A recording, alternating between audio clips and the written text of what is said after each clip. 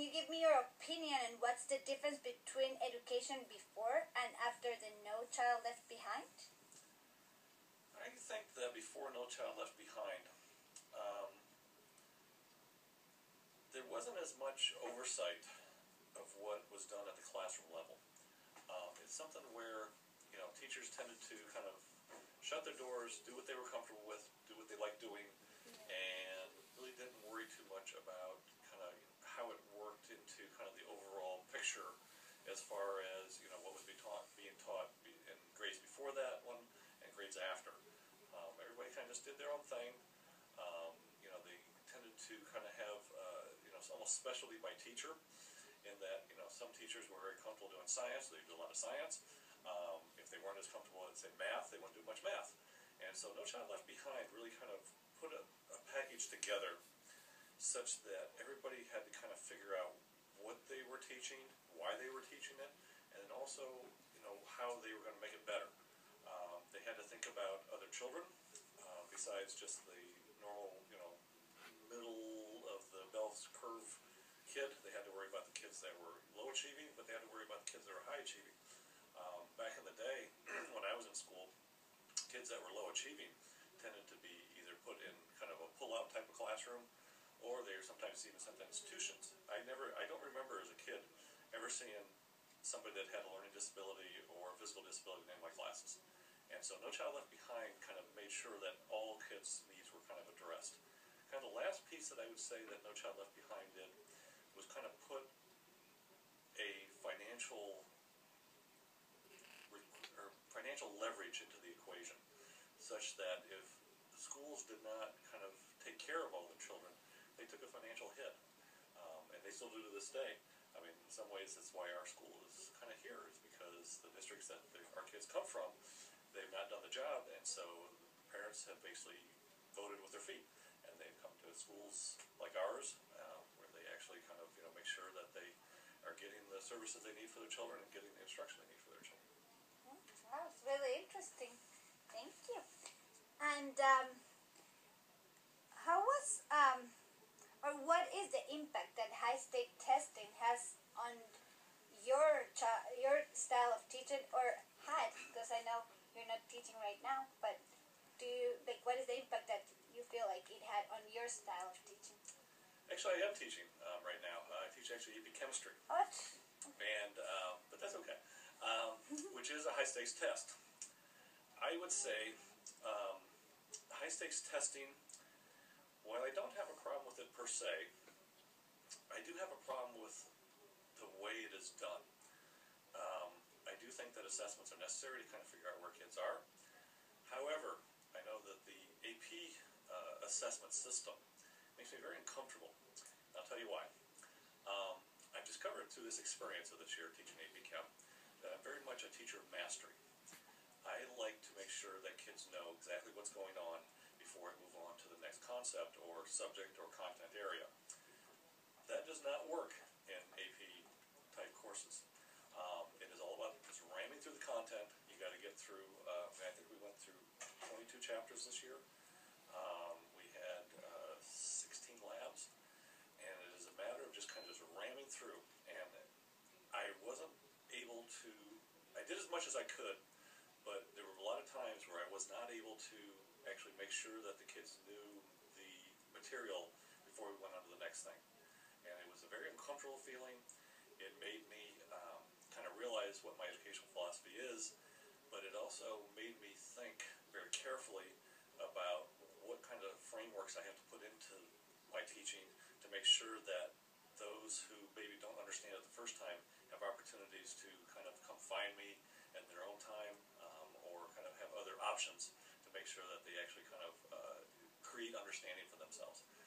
As far as the high-stakes test piece, fair or not, we're kind of stuck with it.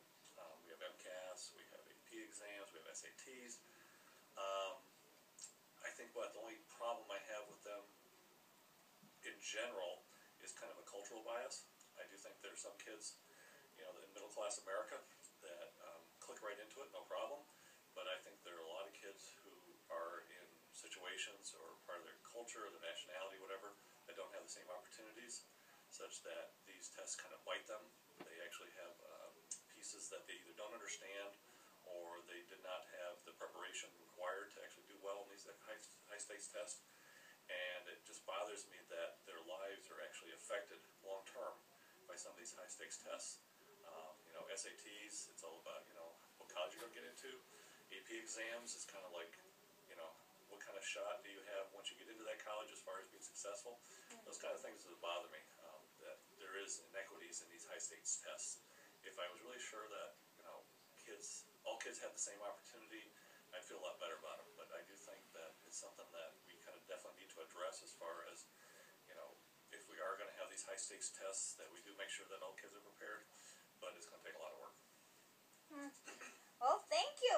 I think that in that question you address the other two questions, because you're saying like the other question was if you think you would be a more effective teacher without high stake testing, and then if you think that they test objectively, the test objectively measure all students' performance.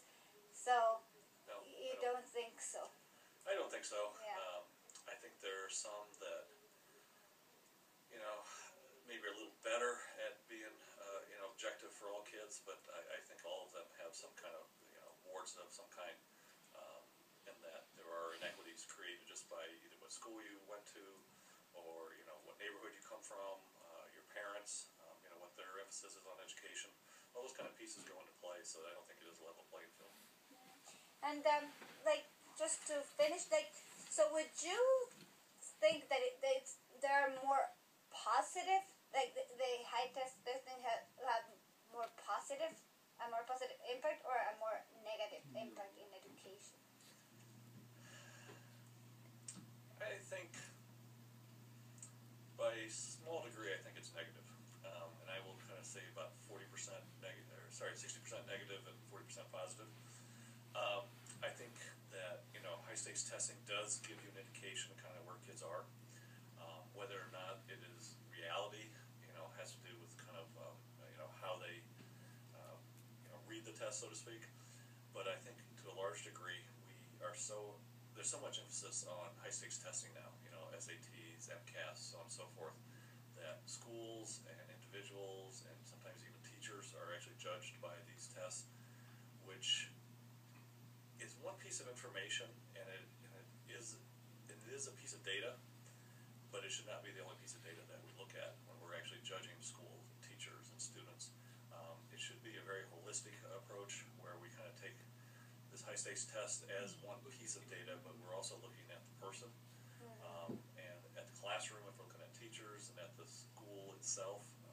It just seems like it should be a lot more than just that one test that we use to assess either individuals or groups.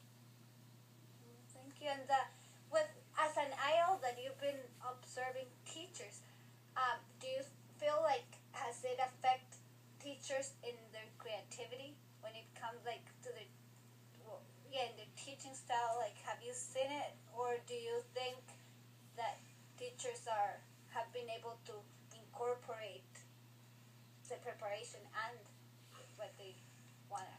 I can only speak to the teachers in my department. Yeah. I have 8 science teachers that work under me. I would say that I don't think the high stakes testing, MCAS in particular, I don't think it affects their creativity per se, but I do think it affects what we teach. I mean, it's very much dictated to us what is being taught, but I do think we still have the independence of how it's taught. That is one thing that I try to make sure that my 8 folks are given that freedom.